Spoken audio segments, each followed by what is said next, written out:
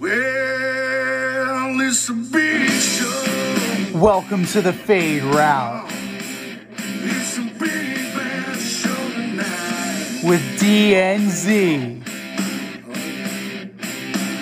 Yeah, it's a big show. Here are your hosts,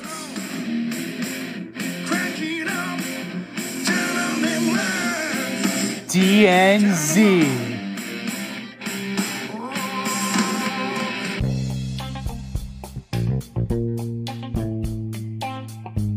Welcome to the Fade Route with D and Z. I am D, and we got a great show for you tonight. We're going to go back over Black Monday. We're going to preview the NFL weekend upon us, all the playoff games, and the Yankees make an interesting hire. But we're going to begin today's show discussing the very last game of the NFL regular season. The Chargers and the Raiders met in a finale that had interesting weight.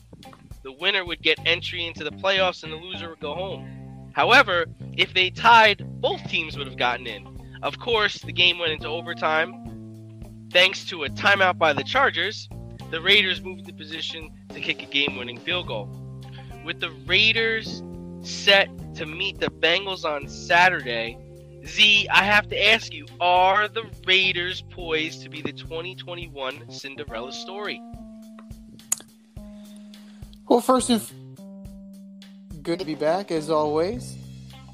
The Fade Route, and honestly, I don't know. Because they're going up against the Cincinnati Bengals. You can argue that the Cincinnati Bengals are going to be a Cinderella story. I mean, they went from the dregs of the division, the bottom of the bottom, being the worst of the worst, the punchline of jokes. And now, they're the next big thing, They're the hot team right now. But, I mean, you mentioned it during the production meeting, how high the Raiders jumped. That was very surprising, for sure. They Shocked jumped me. it. They jumped ahead of the Patriots. How are they ahead of the jumped ahead of Patriots? the What the hell is Patriots. going on? Who's putting this show together? I don't know, but they are right now. They're 10-7. Rich Bisaccia definitely deserves. He definitely his candidacy for Coach of the Year. But I mean, they can, if they're in the tournament, they can do as much damage as anybody because the Raiders have the quarterback, Derek Carr. You're looking at 186, 2 touchdowns, solid, unspectacular, but got the job done. They have the kicker, which is critical in come playoff time. Daniel Carlson is one of the best. Say he's the second best behind Justin Tucker. Maybe you could put Harrison Butker in that conversation, but he was slipping and sliding all over the place, and he looked like a horse's ass. So, I mean, Carlson's up there towards the top in terms of kickers. Josh Jacobs had a heck of a game. If they can figure out the running game, the Raiders can be a dangerous out. But let's first go back to Brandon Staley's decision for that timeout.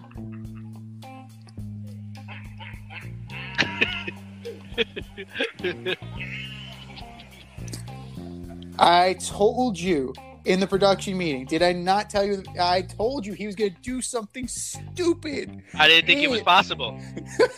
He sunk to a new low. Dude, all you had to do was let the fucking clock run out. And you're both in the play. All you had to do. And you couldn't do that right. Brandon Staley, are you kidding me? That is comically bad. That is you should be coaching the Lions bad. Come on. I think Versace actually said, he's like, yeah, we were all set to go into we were all set to tie, and then they called a timeout. We kind of looked at each other and were like, all right, sure. All right, we're running their play. It's like you gift wrapped it. You're like, no thanks, I don't want this. Maybe next year. It seemed like an episode of The Simpsons, right? It's like he runs over, Coach Staley. We are looks like we're going to be tying with the Raiders, and we're going to go into the playoffs with them. Call it timeout. Let's see what happens. Sir, you sure? Yes, timeout. They'll never expect that one. Oh my goodness! But in terms of like the overall playoffs, like the Raiders are a dangerous out. The Bengals will be a dangerous out. I wouldn't really call them a Cinderella. They definitely they belong there. They had a hell of a turnaround after they got rid of John Gruden, and I could definitely see them, especially if Joe Burrow is not healthy. That's something we need to take into account, because if that knee is really bad, then you got to start Brandon Allen, I believe, is their backup, and at that point, the Raiders have this one in. Go mix in every goddamn play if you want to. It's not going to matter. It will not matter. If you don't have your quarterback, you're not going to win. So I can see it happening.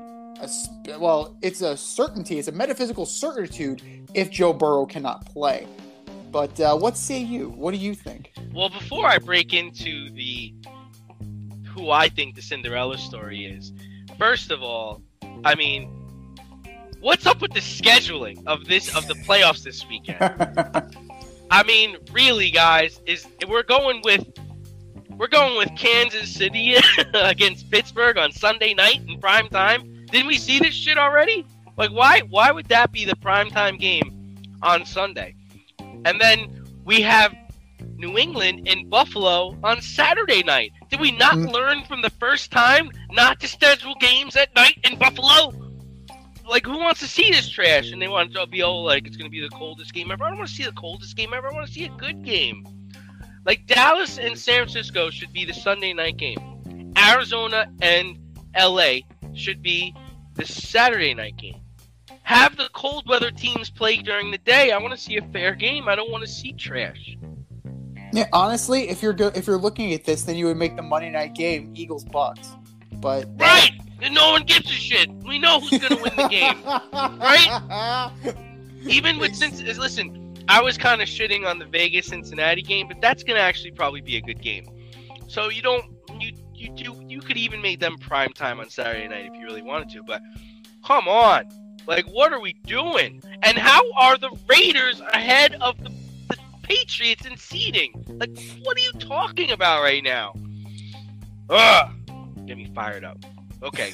Well, I kind of agree with you. I don't think that they are the Raiders are the Cinderella story. I think what could happen is Pittsburgh could become the Cinderella story, right? You first of all, you needed the Jags to beat the Colts in the last game of the season. Nobody had that. Okay, that happened, right?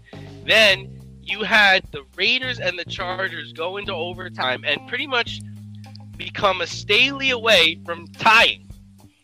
And they don't. The Raiders wind up winning. You're in.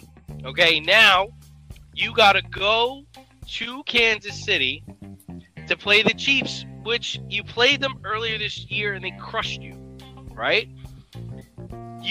Everyone's printing up pamphlets saying, come to Ben Roethlisberger retirement ceremony this weekend. That's awful. Retirement party this weekend. Awful. But the stage for this, right? And this is what happens is right now you get into a situation, Pittsburgh beats Kansas City, then you're off to face Tennessee, who you could beat. So I think that the stage is set for Pittsburgh to be the Cinderella story, but I doubt it would happen. I mean, anything is possible, I suppose. I mean, think about the Chiefs' defense. In a COVID world, anything is possible. No, exactly. That's the other thing that we need to take into account. Like, we're assuming that all of these teams will have their full complement of players. Right. So, like you just said, in a COVID world, you could have a whole unit just completely wiped out. We saw that with the Broncos last year. to where they had to start a wide receiver at quarterback. Granted, it wasn't the playoffs, but still, one close contact can wipe out an entire position group. Not to mention, Travis Kelce was hobbling after the game. Tyreek Hill was hobbling because, I'm going to get on my soapbox. You were talking about that. Tyreek Hill, why are you practicing circus catches before the game? And you got hurt. You got limited because you decided you wanted to practice acting like a clown. Just catch the damn ball. That's what warm-ups are for you to get warmed up, not to show off. Show off when the pads and the jersey are on. But that's neither here nor there. So the Chiefs are wounded. To your point, I think it's possible. The Steelers definitely could, punch the team in the mouth. They absolutely can. That's the identity of the Pittsburgh Steelers under Mike Tomlin. They will punch you in the mouth, and they'll make you play a physical brand of football. I don't know if they'll be able to hang with the Chiefs for a full 4 quarters, but TJ Watt would definitely get his on Patrick Mahomes. I completely agree with that one. Another sneaky Cinderella team, the Niners. Like, who would have thought the Niners would be where they are right now? I mean, look, if you look at the NFC West, you have 3 teams. We know that division's loaded, but in a million years, I didn't think we would have 3 teams in from that division, much less the Niners. And they run the ball. They play very stout defense. My concern, as always, with that team is Jimmy Garoppolo. Is Jimmy Garoppolo going to hold up? Some of those passes the other night against the Rams, they were a little wobbly. They were a little wounded ducky. Can he last an entire game? And if he can't, you now are putting all of this pressure on Trey Lance. Is Trey Lance ready? Not even capable. I just want to know if he's actually ready to get out on the field in the playoffs and make it happen. Regular season garbage time is one thing, but to have the pressure ratcheted up against quote-unquote America's team, that's something entirely different. Avoid messy accidents. Get better stopping power with your brake pads. Callahan brake pads. You never know when you'll be driving in the road and there will be a truck tire that you need to avoid and save your family. Callahan Auto. We really care about what's under your hood. Yeah, I mean, it's interesting you say that. So, like, the 49ers, they beat the Rams on Sunday to punch their ticket to the NFL postseason. The Rams were up 17-0 in the first half and managed to lose 27-24. Jimmy G remains undefeated against the Rams. Sean McVay lost his first game after having a lead at halftime. Something like 47 or 49-0, something crazy like that. Did this game say more about the 49ers or the Rams? I'm going to say that it showed you the grit and the determination of the 49ers, but we definitely need to tip our cap to Mr. Matthew Stafford. Matthew Stafford pulled a Phillip Rivers, right? Whenever Phillip Rivers is in position to get his team to win, especially against a good team, we saw it many a time against the Patriots. We saw it many a time against the Colts. He did just enough to get you beat. And this is let's be real here.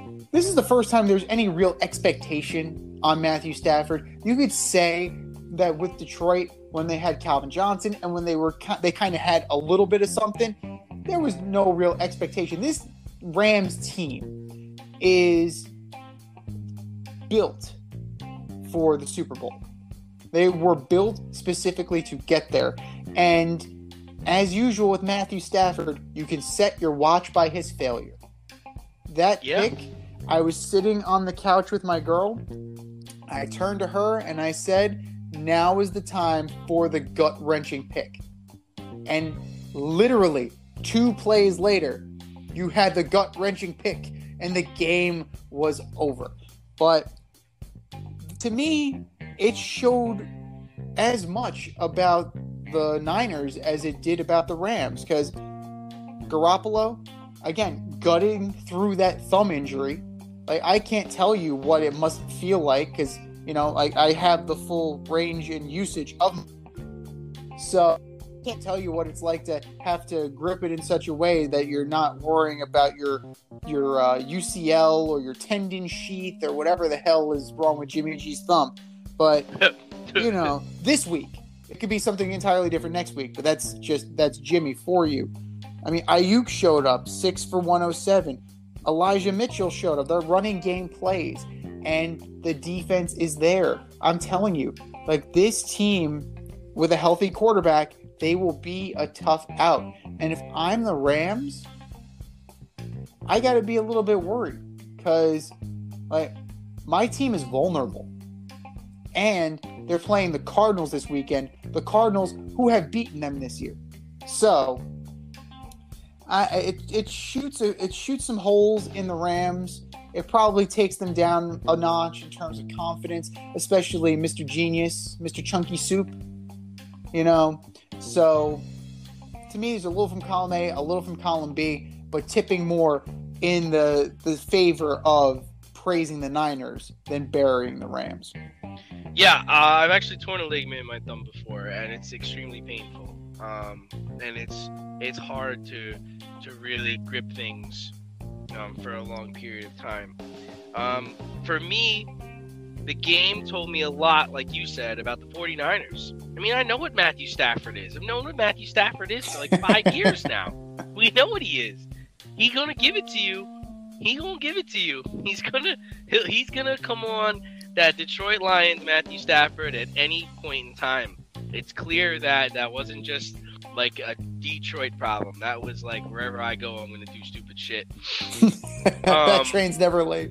Yeah, and let's be real. Jimmy G came back and delivered with an injured finger. He came back and delivered, and the 49ers have talent. They have talent at every position. Now, Jimmy has half a thumb, but we know now that they're capable of coming back if they're down and holding a team down. I mean, the Rams only managed to score one more touchdown in that second half. That's impressive. And they got production from players you weren't expecting them to get production from, like Jaquan Jennings. They're loaded, and I think they could pose a problem to whatever team they face. Now, it is a little bit surprising that they've only been in the playoffs 2 times in the last 5 years, and I think we all kind of wrote them off, but this is not a team that you really want to face. They seem balanced on defense, and I mean, Deebo Samuel, I think, led the league in rushing touchdowns. I think he set the record for rushing touchdowns at the receiver position this year, and he can come at it anywhere. So, but I think it's going to be, they're going to need Jimmy G to lead them. I don't think it's something Trey Lance could do. No, I'm in total agreement on that, but kudos to Kyle Shanahan. Don't do it. Well, I know you're not a fan of Kyle Shanahan, but you know what? Compared to Sean McVay, Kyle Shanahan is the goods. He is able to adjust his game plan. Sean McVay knows one way to coach, and if it's not working, you get your ass Super Bowl against the Patriots. Yeah. So to me, that's just the way Sean McVay kind of runs his system. But Kyle Shanahan has been able to adapt. I know we mentioned that, this team seems a little out of nowhere, but the last 2 seasons were so ravaged by injury that, you almost forgot that this team was in a Super Bowl. This team had a lead in the Super Bowl. So, they are as capable as anybody. And I think that is a testament to the coaching as well as the players.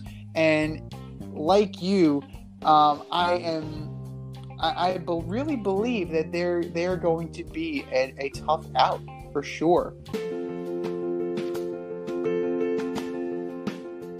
Looking to break into broadcast media, web development, social media marketing, or filmmaking? Then CSB is the program for you. From day one, you'll be trained hands-on by industry pros like friend of the show Rob Adams, whose goal is to get you trained and get you working in months, not years. CSB offers 8 and 16-week programs in small class sizes designed to give you the personalized attention you need. If you can make it in person, there are 5 East Coast locations. If you can't, they offer virtual classes too. How great is that? And once you graduate, you become part of the alumni network that gets you to the front of the line. Trust me, I'm an alum myself. Go to gocsb.com today, request more info, set up a studio tour, and who knows, you may very well be on your way to a career in broadcast media. That's gocsb.com and tell them Z sent you. gocsb.com.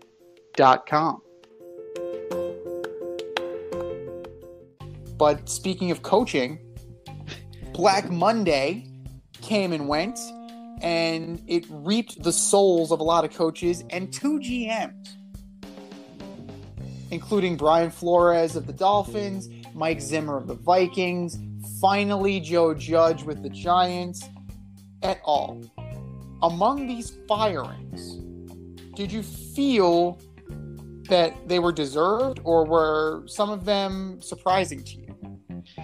You know, everyone was saying that they were surprised by the Brian Flores firing. I wasn't surprised at all. The team underperformed. They were supposed to compete for the division title this year. They had 2 winning seasons. They had their quarterback Tua. They had Jalen Waddle. They had their defense, their defensive-minded coach, and they were terrible. I get that they rallied towards the end of the season, and they never gave on their coach, and that's something to be admired. That's really great. But ultimately, they missed the playoffs. They didn't do enough for him to warrant to come back, and he'll get another job. I actually think the Bears job would be a good fit for him, and even the Giants job. He's a New York guy, so I think he'll be fine. The one that really bothered me was the Rick Spielman firing. That was surprising. The GM of the Vikings, I felt like he built a good team. Like, that defense is a good defense. He drafted Justin Jefferson. He drafted Delvin Cook. He went and got Kirk Cousins. I mean, Zimmer sucked. You know, Zimmer was the problem there, right? Imagine you get Brian Flores on that team, right? To me, I think the Vikings job is the best job. Excuse me. It's the most ready-made. I would agree with you on that. It is the most ready-made turnkey of the bunch. Yeah, I mean, I've been down on Zimmer since he talked shit about Case Keenum back in the day. So I was really ready for him to go since like 4 or 5 years ago. But I do think the Vikings is the best job opening because that team is pretty much ready. And you're going to have Aaron Rodgers probably leaving that division, which should open the door for you. As far as well-deserved, I mean, Gettleman didn't get fired, right? He retired, but I think Gettleman and Judge were at the top of my list that guys just had to go, followed by Nagy and Pace. I mean, and it's wild because Nagy actually finished with a above 500 record, but I mean, there's a lot of talent in Chicago, and it just didn't play out at all. That offense is awful. He looked like Adam Gase this year. I mean, it was just that bad.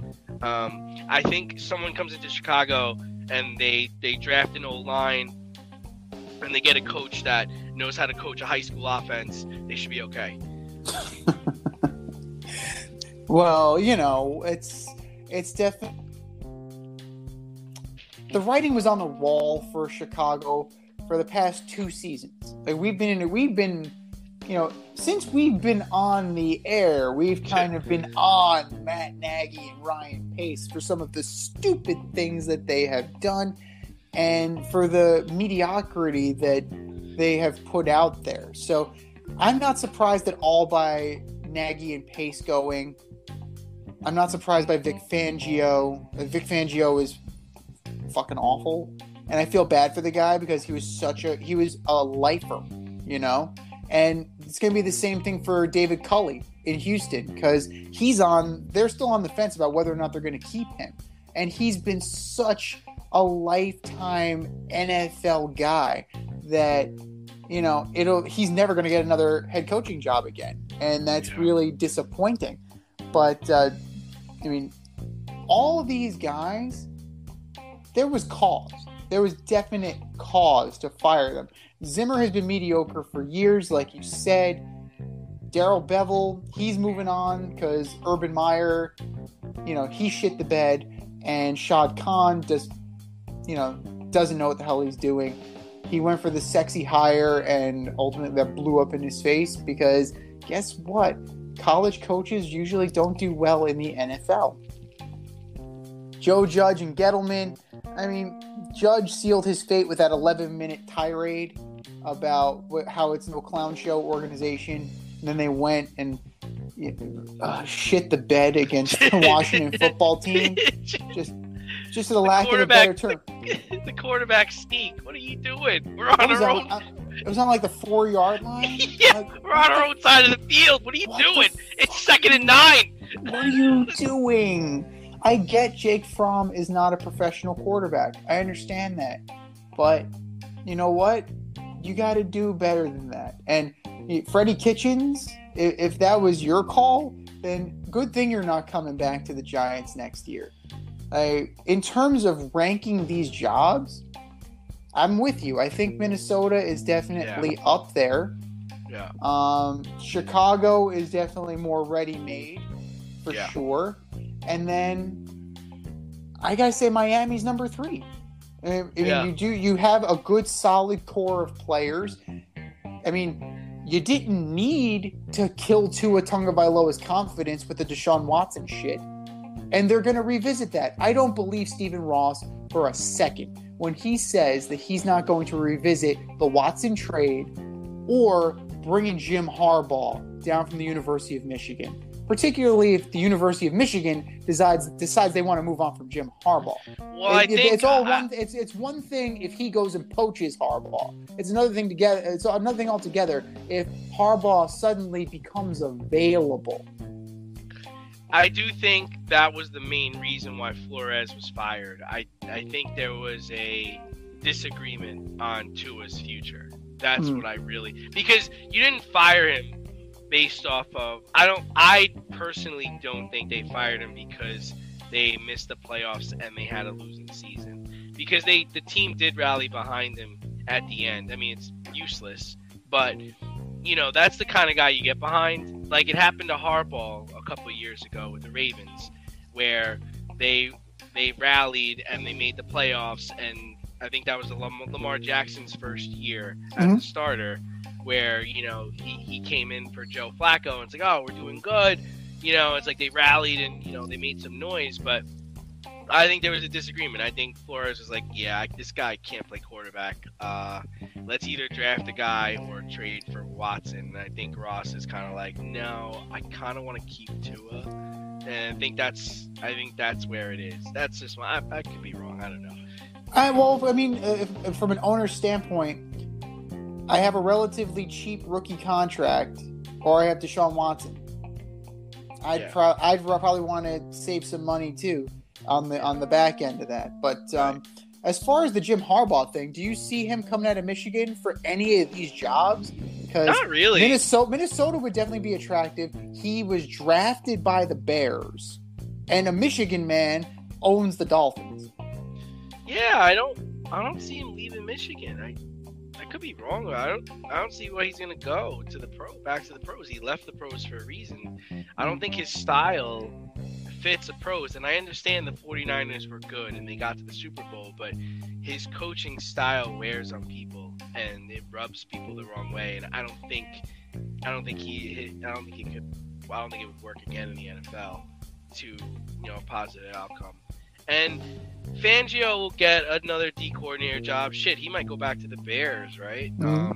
And then, but Denver to me would probably be the least appealing job because worse than the Giants. Yeah, because the ownership there, I heard John Elway's are not really easy to work with, and they don't have a quarterback. Like they're the only team in that division that doesn't have a quarterback right now. Like everybody else has their quarterback. I mean, unless the guy's gonna come in and say, "Hey, I can make Drew Lock, a good player," but they're in the quarterback camp. They're gonna have to either draft a quarterback or trade for a quarterback. Probably trade for Watson, right? The Giants, Watson or Rodgers. I mean, I still don't close the book on the Rodgers thing. Yeah, that's true. Yeah, that's another one. He could totally go to Denver. The thing with the Giants is it's the New York Giants. Like, it's like the Boston Red Sox, the New York Yankees. Like, it's one of the top organizations in football. Yeah, they've had a pretty bad 5 years, but they've also won 2 Super Bowls in the last 20 years. I mean, and you have the opportunity, I think, to go in there to talk with management and be like, yeah, we got to burn this down. We got to burn it down. When the last 2 head coaches are 19 and 46, you have no choice but to burn it down. But also look at the guys they brought in to coach. That's the other problem I have. These weren't good fits. These weren't good hires. You don't want to go get Patriots coaches. Even though I say Flores would be a good fit for the Giants, he established his style in Miami, and it was somewhat working. But for Joe Judge, he would say one thing and then go out there and do another thing. Like, there was no accountability on that team. He didn't seem like he knew what the hell he was doing. It's like, what are you doing? Yeah, I mean, we hear about workout warriors all the time in the combine. He was an interview warrior. Like, he was so coached up in terms of how to get the job that once he got the job, he was like, shit, now what? Well, the other part, I like we talked about in the last couple of weeks, I'll give him even the benefit of the doubt too. I mean, the team was hurt. The team was hurt, and Saquon was not there. Jones doesn't know what he's doing. Galladay was awful. Like, he had nobody to throw to. They couldn't do it. Blake Martinez went down in the first couple of games. Like, they had nothing to hang their hat on. So Galladay had what we like to call a Michael Thomas. Wow. No TDs. Wow. 0. Wow. Yeah. Horrible. Oh. Are you in need of air care maintenance or service? I have the company for you. Air Care Technicians. They service the Westchester and Northern Bronx area and can help you with all your heating and cooling, maintenance, and service needs. Just give them a call at 914-315-1547. Again, that's 914-315-1547. Or shoot them an email at aircaretechnicians@gmail.com. These guys are the real deal, as they are veteran-owned, licensed, and insured. Make sure to tell them that D&Z sent you.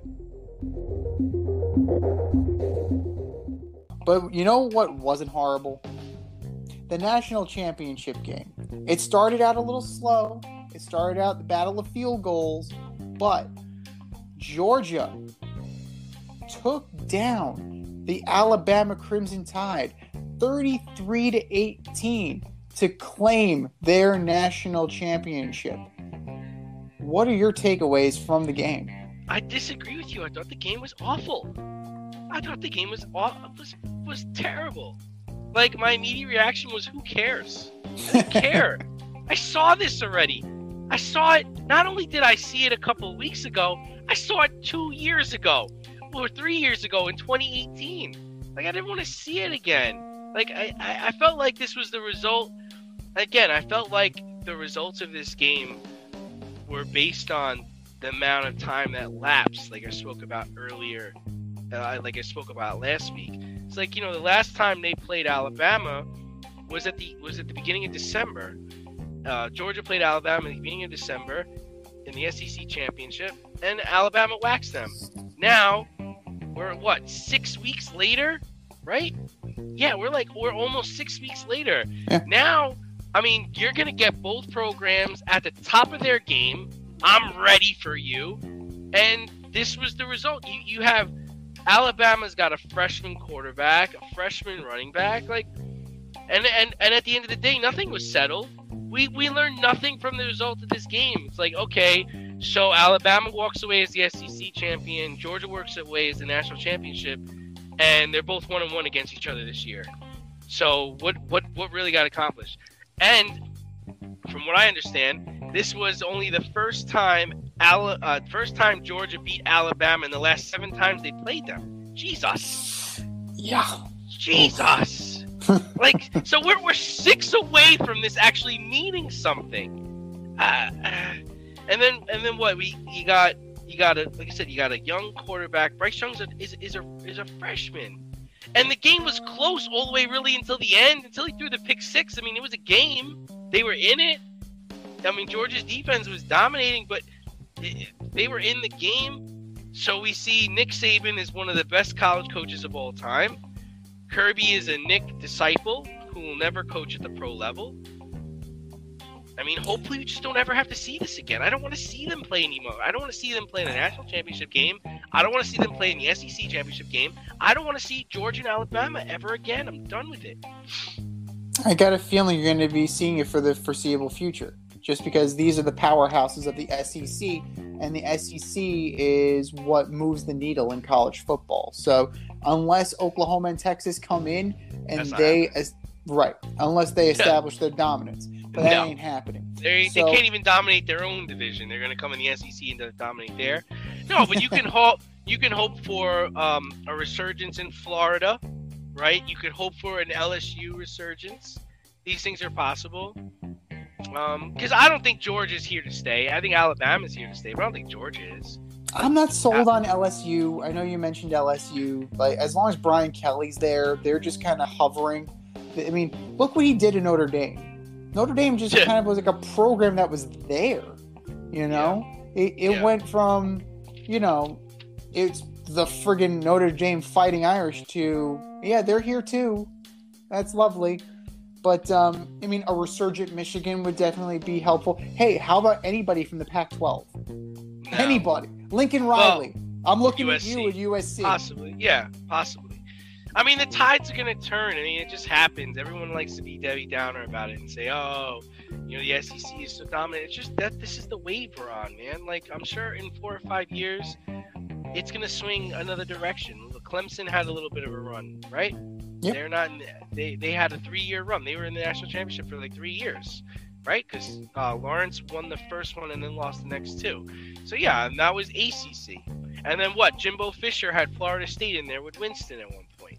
So it's a wave. It's a wave, and yeah, the SEC is always going to be prevalent. They're always going to be around, but other conferences will have their day.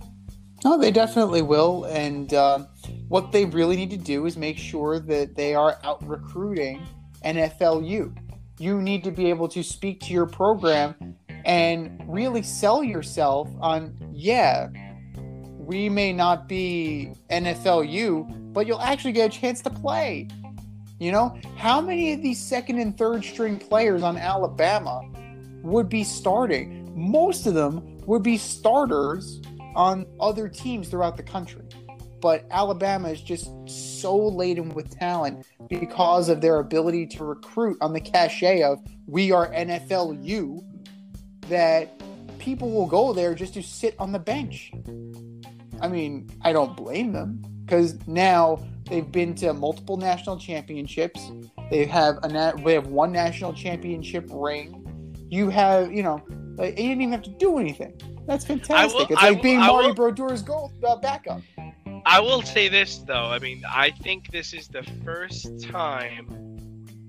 Yeah, I'm going to say this. I think this was the first time Nick Saban went into the national championship game and he didn't have the best players on the field. I think Georgia actually had the more talented players. And this was probably the first time, maybe ever, that he lost with not the best players in his team. That is interesting. That is very interesting. But that's also, let's give a little bit of credit where credit is due to Kirby Smart. No. Now, I'm not giving him any credit. Absolutely not. Here's my little bit of credit that I'm giving him. That in between then and now, he completely revamped the way they practiced in order to become more physical, in order to match up better with Alabama, and it showed in the playoff. It showed in the game. Like, they weren't being tossed around, they weren't being beaten around by Alabama like teams normally are. So there's something to be said about, like, we're not going to be afraid of these guys. We're going to go at them, and we're going to do what we do. And ultimately, they came out on top. So it's the same way we talked before about Sean McVay versus Kyle Shanahan, and Kyle Shanahan's able to kind of scheme a little bit better and kind of be more flexible. Kirby Smart saw that something didn't work, and rather than being the pig-headed football coach that's like the stereotype, he went back to the drawing board, and he brought something new to the table.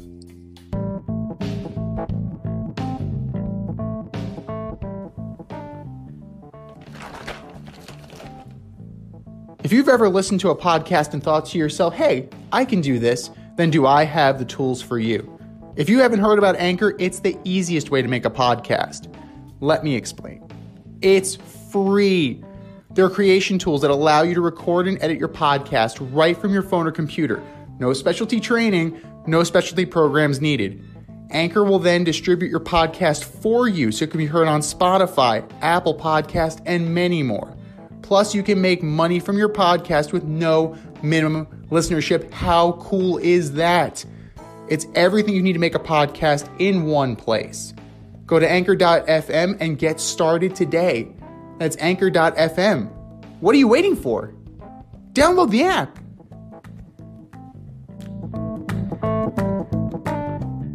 Another team that brought something new to the table was the Golden State Warriors this weekend.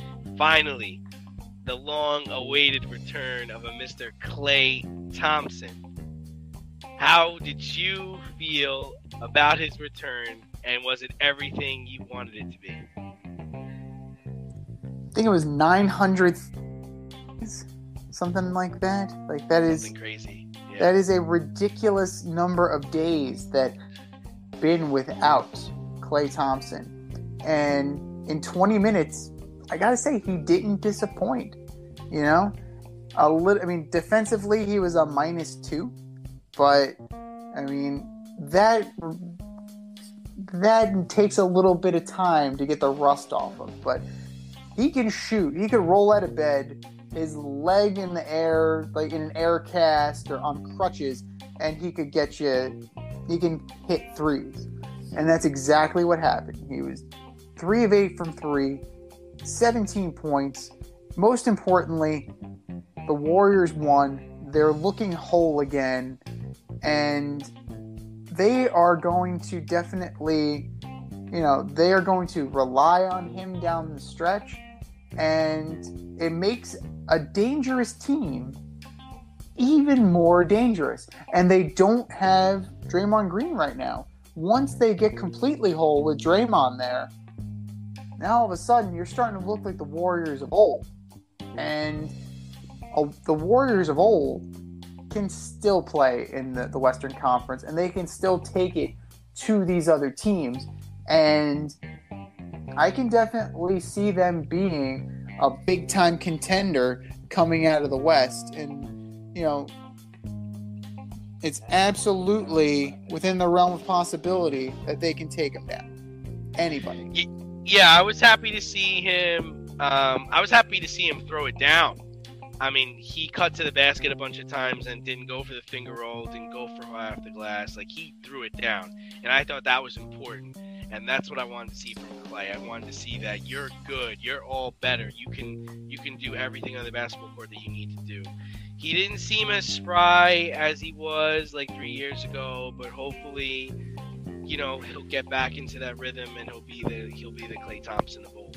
But I thought it was interesting. I heard something from Steph a couple of days ago where he was saying that the Durant Warriors would beat the 96 Bulls in 6 games. So he's saying the team of Curry, Klay, Andre Iguodala, Kevin Durant, and Draymond Green, which is the closeout unit for that team, would be able to beat Harper, Jordan, Pippen, Kukoc, and Rodman. I don't know about that, Steph. My question to Steph is this. Which NBA are we playing in? Are we playing in today's NBA? Or are we playing in the NBA of the mid-90s? I don't think it matters. First of all, Rodman and Green aren't going to finish the series. They're going to wind up. They're going to wind up getting into a fight. I mean, that's going to happen, right? I would think Pippen would check Durant. That I think he could do it. I think he would hold him under. He'd hold him under 30, which would be a great accomplishment in my opinion. And then you're gonna have to put AI on Jordan, and AI can't guard. Nobody on this team could guard Jordan. You're not gonna put Durant on Jordan because Durant's got to take Pippen. And then Harper was a good defender. Like I'm not saying he's gonna lock down Curry, but he also had height. I mean, Harper was 6'4", 6'5". He was meant to be 6'7". Like he was a tall guard. So you're not gonna score over 100 points. So I mean. And I'm not just trying to be a homer because that's my generational team. I just don't see it. I do think Klay would get a little buck wild on them, but at the end of the day, Michael Jordan's not going to let them lose. And they don't have. I don't think the Curry team has a player like that that's not going to let them lose. Like you got players that are going to keep you in the game, certainly. But you don't got a guy out there that's not going to let you lose. Like, if I got to drop 50 tonight, I'm dropping 50. Like, that would have been Jordan's mentality, you know? And if you want to think about this, right, in terms of, like, sniper shooters, as much as you have Klay Thompson and Steph Curry, give me Steve Kerr and Tony Kukoc. Yeah. You want to talk about tearing a hole in the space-time continuum? Steve Kerr, the player, against Steve Kerr, the coach. Like, this is some Back to the Future Part 2 shit. Is your hair thinning or is your hairline receding? Scalp micropigmentation will fill in the areas where your hair is missing by creating a short buzz cut look. Micropigmentation is a non-invasive procedure that will create the illusion of hair follicles for 7 to 10 years. For people with alopecia, this could be a permanent fix. For people with scars on their scalp, this is a great way to camouflage a scar. Don't lose confidence or feel like you need to wear a hat wherever you go. Marquez Studio is located in the Bronx and is open for all your scalp micropigmentation needs. Consultations are free and appointments can be made any day of the week. Get your hairline back with scalp micropigmentation. The techs at Marquez Studio have over 30 years of hair cutting experience and can assist you with all of your questions. Call to schedule a consultation today, 646-221-8728. You can also visit them on Instagram at Bronx Marquez to see their gallery and view all their satisfied customers. Again, that is Marquez Studio, located in the Bronx, New York, 646-221-8728. It's interesting to see people talk about different eras in basketball, but you'll never know. It's up for debate. But we are definitely heading into a new era in baseball as the New York Yankees hire Rachel Balkovec to be their single A affiliate manager. What does this hire mean for baseball? Well, congratulations to Ms. Balkovec, first and foremost. Former catcher at Creighton and New Mexico, has experience as a strength and conditioning coach with the Cardinals and the Astros, and then she's also been involved in Driveline. So Driveline is very big with the Yankees. They're the data driven, and the Yankees are all about analytics right now, and it's as much about the performance science aspect of it, of the analytics and the spin rate and the numericals, the numerical data than anything else. So it's just, she's breaking down barriers just in the same way that Kim Ang did when she became the first female general manager with the Marlins.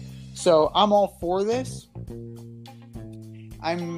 I'm glad it's at the lower minor league level, just because you have guys coming in from high school and from early college. So you're looking at anywhere between like 17 and 22-year-olds.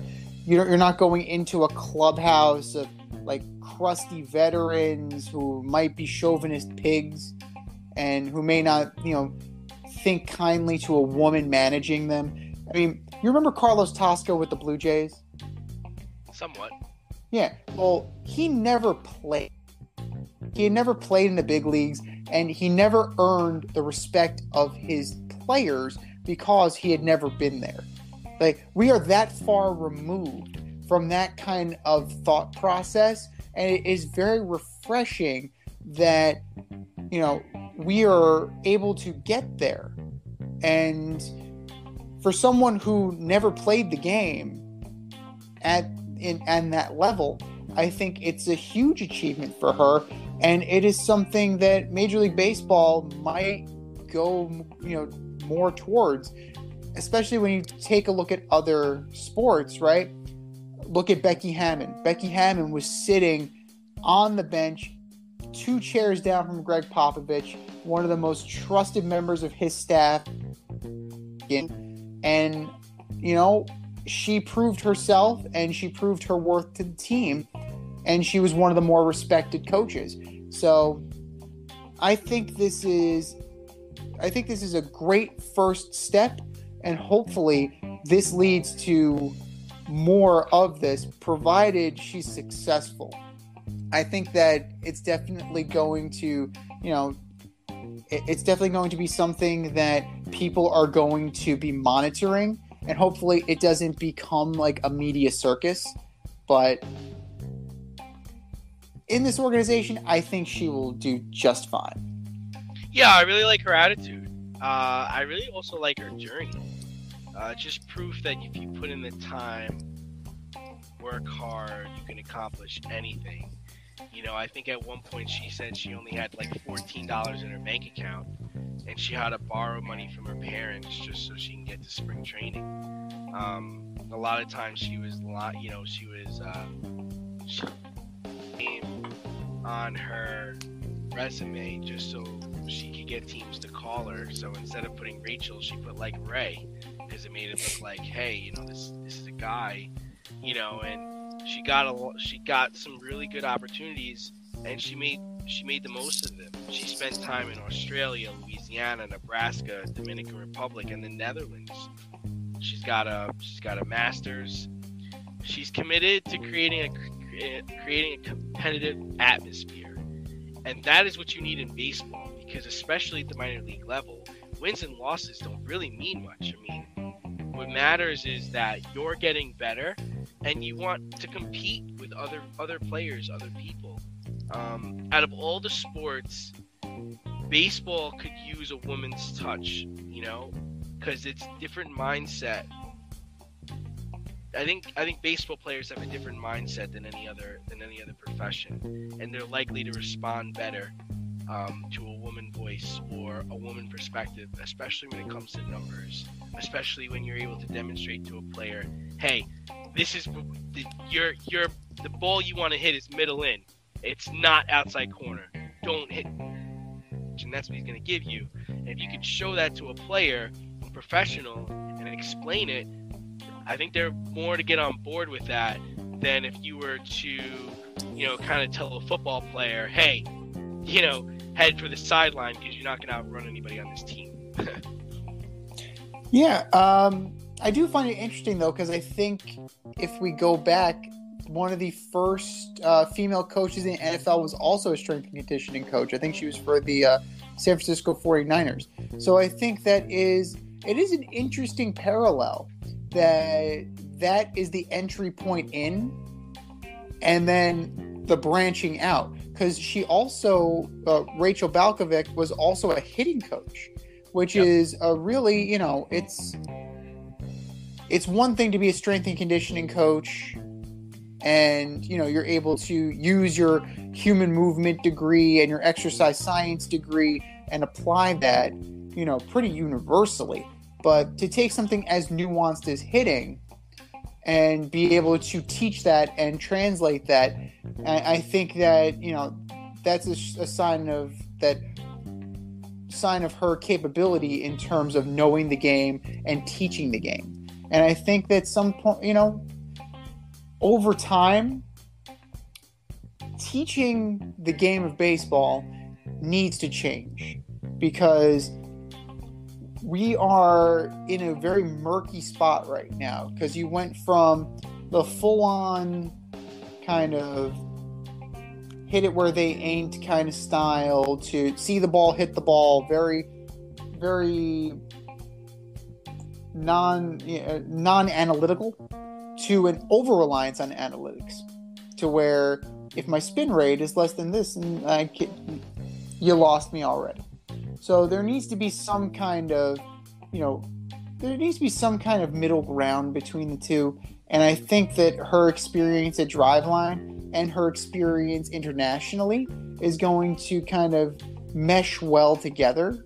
And I definitely see her moving up the ranks very quickly. In the Bronx, I don't see why not. I mean, it's definitely, if she proves her worth in the minor leagues and shows that she is able to, not only withstand the media, but also show the results, I think the New York Yankees might have really stumbled onto a hidden gem.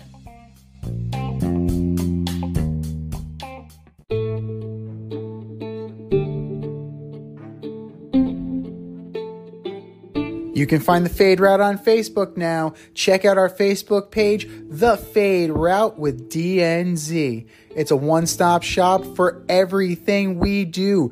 Content, link to the Fade store, all of our episodes, you name it, it is there. The Fade Route with DNZ on Facebook.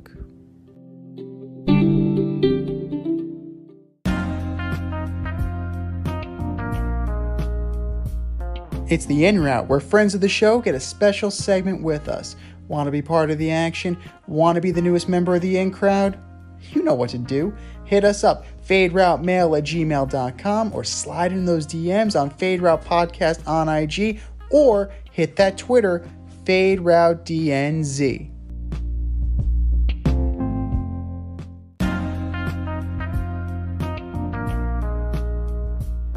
Joining us on the In Route today, we have Jet fan and owner of Sweet Life Catering, Chef Tommy D. Chef Tommy D, thanks for coming on the show today. What's up, man? Hey, what's going on? Thanks for having me. It's a pleasure. What's going on, man? Hey, what's going on? Hey, all right. So we're gonna jump into this early. Unfortunately, we mentioned your weakness during your introduction. You are a Jet fan. The Jets had a highly questionable season and off season this past year. The New York media has painted a picture of progress for the franchise. As a Jet fan, what do you see? So what I see is pretty much the Jets being the Jets. They're doing, the same old Jets doing the same old thing, and it starts with poor leadership. From the head office to the coaching staff, even in the players, you can see it just seems like their heart isn't always into it. And especially the fact is that they're putting all their eggs in one basket, which is Zach Wilson.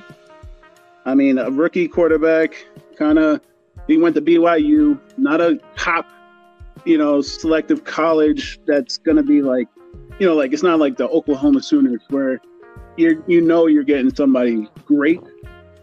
So, for the fact is, putting your eggs in one basket on that is not the greatest thing. Right, and it's something that we talk about on the show all the time. He was a very surprising pick, and you're asking for a lot from a young kid who he hasn't had enough playing time at an elite level, and he's coming from a smaller school where the competition wasn't, stellar. So, I mean, after watching him play this season, after watching Coach Sala, which I know you're not a big fan of, is it too early to cast either of them out?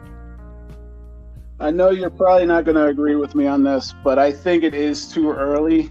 I mean, coming from the fact is, they're both rookie. You got a rookie head coach and you got a rookie starting quarterback. It's too hard to say one and done. You know what I mean? You got you got to let them kind of progress. I would say give them another season, see what comes of it. I mean, will it be great? Who's to tell? You know what I mean? Spoken like a true Jet fan. Haven't learned your lesson yet. I mean, through the ups and downs of this season, is there any bright spot? Is there any shining light that you look at and say, "Oh, you know what? We can hang our head on this"? I don't think we could hang our head on anything, but there are some bright stuff. You know what I mean? There are some bright stuff. Like the fact is, the Jets started 10 rookie players throughout the season. That's pretty big. I mean, having 10, it's almost a whole side of the football. Just starting rookies. So hopefully they kind of develop. The fact is that we have over $60 million in cap space. So hopefully free agency can help us out. And last but not least, obviously the draft picks. I mean, we have nine picks, 4 in the first 2 rounds. And, obviously in the first round, we got the number 4 and we got the number 10. So hopefully we do something with those picks. I mean, we'll definitely see what happens there. We're going to get to that in a little bit more in depth in a second. But we spoke about all the GMs and the coaches that were fired earlier in the show, from Nagy to Judge to Zimmer to Darrell Bevel, who's filling in for Urban Meyer. Is there any coach or GM that you would like to have next season? To be honest, not really. All the coaches that are out there, they're pretty mediocre at best. Most of them, I mean, yes, they have more seasons than Saleh, but most of them are around 500 for their career. I don't think giving up on Saleh is the best thing. I think we just, stick with him, and hopefully we just get better from there. So no Jason Garrett understudy to Joe Judge type thing, just in case he gets fired? All right, no. We said he was a Jet fan, not a Met fan. Hey, with the Mets, it only happened that one time. And you know what? Jerry Manuel ended up replacing Willie Randolph. So, it's it's possible that it could happen. But speaking of possible, next year the Jets have 2 picks in the first round. You already documented it. So what do you want to see? Do you want to see them packaged and traded? Do you want them drafting? And if you see them drafting, who do you want? Who's your target?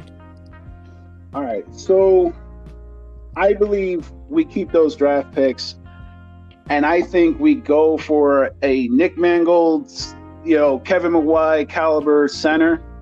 We need somebody that can control this offensive line. We're getting better, and it showed this year, but we need somebody that's going to take control and really harness everybody in, and making sure that unit is ran like an oiled machine, So I definitely want to see some with a center, even if it doesn't come from a pick, hopefully free agency, but I'd rather a pick out of that. And also a cornerback, because we need some coverage. We need a guy that, I know we're never going to see a Revis ever again. That's not going to happen. But we need somebody that's going to stick it to the wide receiver, making sure they make plays, making sure we get turnovers. We have a lack of turnovers on this team. Lack of turnovers, lack of playmakers. Yeah, you're right. Yeah, I mean, it's a dearth of skill, and it's definitely something that the Jets need to address, and we'll see what they do with that. But we're going to turn from skill position to quarterback as we get you out here on this one. Will Zach Wilson finish the season as the Jets starting QB next season, and will they bring in a veteran backup? Okay. Well, it all falls down to this. Will Zach Wilson stay off of Twitter talking about what he's going to do and stick up to the field and actually do what he says he's going to do? That depends on that. I think, it's still too hard to tell. He's a rookie. I hope he gets better. I had hope for Sam Darnold to get better. he had some bright spots. So did Zach Wilson. So hopefully he doesn't take that Darnold or that Jets quarterback kind of aura and fall apart. I'm hoping he breaks the mold and he gets the job done. I mean, in all honesty, he's just trying to catch up to his mom's popularity on social media. So can you blame the guy? One thing I'm gonna say about Zach Wilson, he holds on to the ball way too long. He always, and then every time he lets go of the ball, you can see him. He's saying a prayer. He's like, I wish I might have this receiver catch this ball tonight. And it's just terrible. It's terrible. But again, and I'm still a Jets fan, so the hope is still in me, and I hope he does good. Totally. So we understand you have a catering business in Lower Hudson Valley, so feel free to put some plugs out there and let people know how they can find you. Yeah, definitely. I do catering right now. Our biggest venture, and it's starting to get a lot of popularity. We do gourmet brownies, which we package them and sell them, ship them to your house. So you can check us out on www.sweetlifebrownieco.com, and you can place your orders right through there. And it's delicious brownies. The reviews are there. Everybody's loving them. So make sure you get your brownies today. Well, you know what we got today? We got a new member of the in-crowd, Chef Tommy D. Thank you for joining us, my man. And hopefully we will talk to you soon. It was a pleasure. I'm glad I got to do this. And thank you guys so much. Of course, man. Have a good one. And if you guys want to be featured as part of the in-crowd, hit us up, faderoutemail@gmail.com. Slide in those DMs at faderoutednz or Fade Route Podcast on IG, and you may be the next member of the in-crowd. Tommy D, thanks a lot, brother. Yes, sir. Pleasure.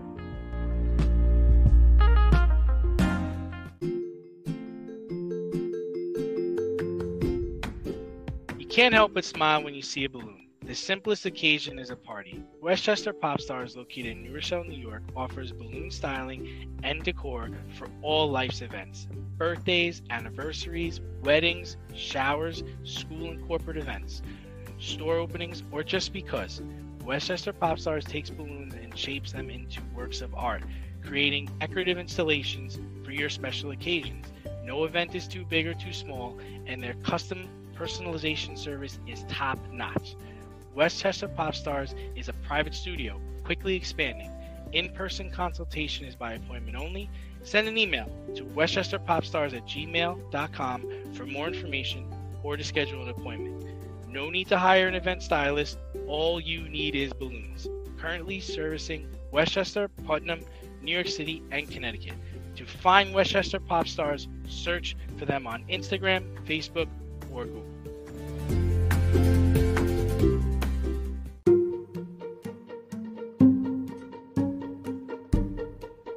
The Fade Store presents the Alleged Superstar of the Week Award.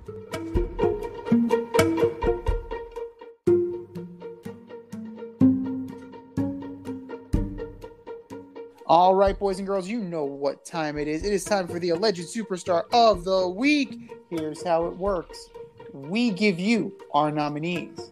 We put up the poll on our Twitter account at FadeRouteDNZ, and you vote for the Alleged Superstar of the Week, and they get to take home the ass. Who took home the ass last week, D? Do you know? Oh, I don't. It is Mr. Controversy himself, the guy who got banned from Australia, but apparently got unbanned from Australia and might get rebanned from Australia. One, Mr. Novak Djokovic. He's a joker. He's the Joker, all right. And yeah, it wasn't close either. But it's a new week. We have a new crop of nominees. What say you, D? First up, Coach Brandon Staley. You are my alleged superstar of the week. The game going into overtime. The game's in overtime. You look like you're heading for a tie. You call timeout with 38 seconds in the game. Vegas coaches were very confused, so they decided to run the ball and get into field goal range and win the game. Coach Staley, you are my alleged superstar of the week. Number 2, Carson Wentz, 17 for 29, 185 yards, 1 touchdown, 1 interception, 6 sacks. In a game you needed to win to get into the playoffs. You lose 26-11 to a team that only had 2 wins. It's featured a game where the fans came dressed as clowns because they felt their team was a circus organization. This was a ticket for you to get into the playoffs, and you shit on it. Carson Wentz, you are my alleged superstar of the week. And last, and this guy seems to be a repeating offender on my list, Kyrie Irving. After Nasir Little dives after a loose ball, and you fall on top of him, you tell him that kind of play does not belong in our game? What game are you talking about, Kyrie? You just started playing basketball again. Kyrie, just stop, man. Just stop, man. Just go out there and play basketball and go home. Stop talking about the way other people play the game. You don't want people talking about you. Don't talk about other people. Kyrie Irving, you are my alleged superstar of the week. What say you, Z? All good choices. I feel all of them have been on here before. There's something familiar about all of this. You definitely had Carson Wentz off of my list. I've been telling you about that guy. I've been telling you about that guy for a while. And I feel stupid saying that the Colts would win the division because that guy was the quarterback. I think I feel. I had them going to the Super Bowl. Exactly. Fool me once. It's not nice to fool people. Shame on. I don't know. Shame on Frank Reich. Oh, God. But you know who's laughing right now? The Eagles. The Eagles, the playoff-bound Eagles, are laughing their asses off at you, Carson. How do you like me now? Oh, Lord. I'm alleged superstar of the week. There are many. There are certainly deserving. We're going to start with Joe Judge. For your desperate attempt to hold on to power by wanting a say in the Giants GM hire. With a 10-23 record, in what world did you earn that, bro? And not only did you not earn that, you earned a pink slip. So, Joe Judge, you are my alleged superstar of the week. Markieff Morris, for taking to Twitter to call Nikola Jokic a 300-pound fat boy after he delivered the goods to you in retaliation for the flagrant 2 you gave him. Let's not forget that Markieff Morris is the one who started it. And yeah, he hasn't played since. But guess what? Don't start nothing, won't be nothing. Markieff Morris, you are my alleged superstar of the week. And last but not least, the Edmonton Oilers, for even considering signing ex-Shark Evander Kane and all his baggage, from the domestic abuse to faking the COVID card, all of it. Your team, but I guarantee you, Edmonton, that ain't it, Chief. That ain't it. Those are our nominees, ladies and gentlemen. Take to Twitter after the show airs. The poll will be up. And for all of our nominees,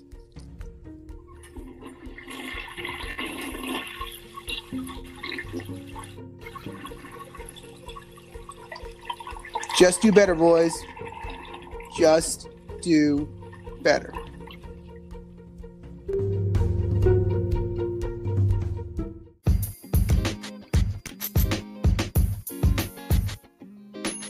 Your favorite podcast has its own merch line now. Go to the Fade store with DNZ.com today for all your Fade Route merch needs. I'm talking tank tops, t-shirts, sweatshirts, like yoga pants, we got those too. Like some cool accessories, we got those too. And we're not done yet. We have so much more planned for you, but check out what we have today. at the Fade Store with DNZ.com. That's the Fade Store with DNZ.com.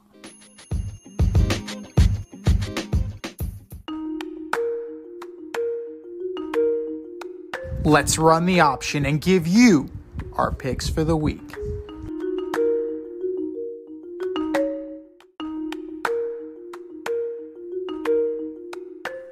All right, boys and girls, the option for the Super Wild Card Weekend.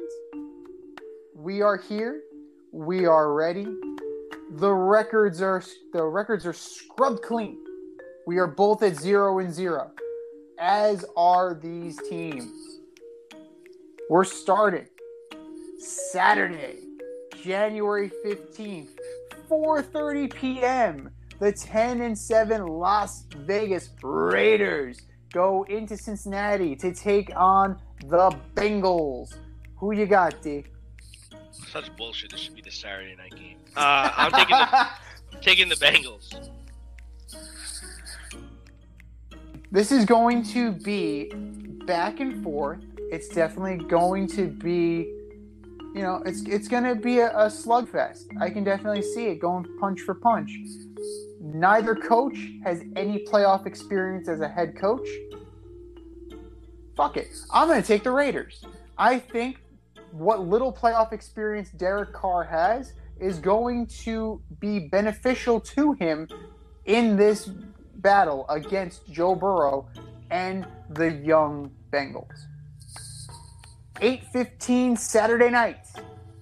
The New England Patriots go into Buffalo and they take on the Bills. Bills. I'm going with the Bills as well. If it's a bad weather game, like that benefits really cold. Yeah. It's gonna be cold. Yeah, that's going to benefit the Bills. I was interested to see that Damian Harris actually finished as like the most efficient running back this year. He had like 15 rushing touchdowns. Damian Harris is a good running back, and when you pair him with Ramondre Stevenson, that's a pretty damn good combination. Yeah. It's just going to be a question of, is Mac Jones going to turn the ball over? And, things aren't looking as great as they were. I mean, he's a rookie quarterback. There are growing pains. It's to be expected. This is a game that Josh Allen needs. This is a game that Sean McDermott needs. And you know what? Poetic justice. How about the Bills run the fucking ball down the Patriots' throat? I'm just saying. Sunday. 1 o'clock, the Eagles go into Tampa Bay to take on Tom Brady and the Buccaneers. Bucks. Not even close. Bucks are taking this one pretty handily. 4:30, the San Francisco 49ers at the Dallas Cowboys. 49ers, I'm rooting for chaos. I'm taking the Niners too. I don't believe. I think that the 49ers are going to punch these guys in the mouth and give us the upset that we're hoping for. Your Sunday night delight. The Pittsburgh Steelers go into Arrowhead to take on the Chiefs. Steelers, I think it's hard to beat a team 2 or 3 times. Yeah, I mean, it's definitely difficult to do that, but at the same time, I really think the Chiefs are going to take it home and send Ben riding off into the sunset. How about them Chiefs?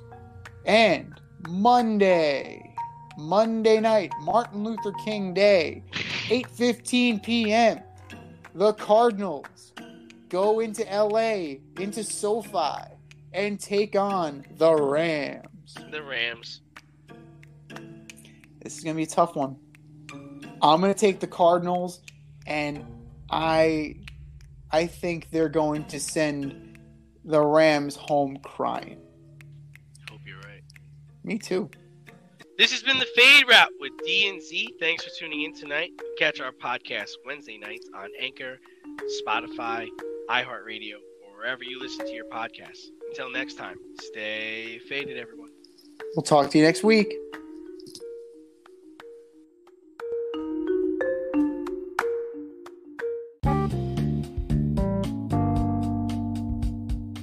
If you want to get in on the action, we want to hear from you. Hit us up at Fade Route Podcast on IG, faderoutemail@gmail.com, or slide in our DMs at Twitter at FadeRouteDNZ.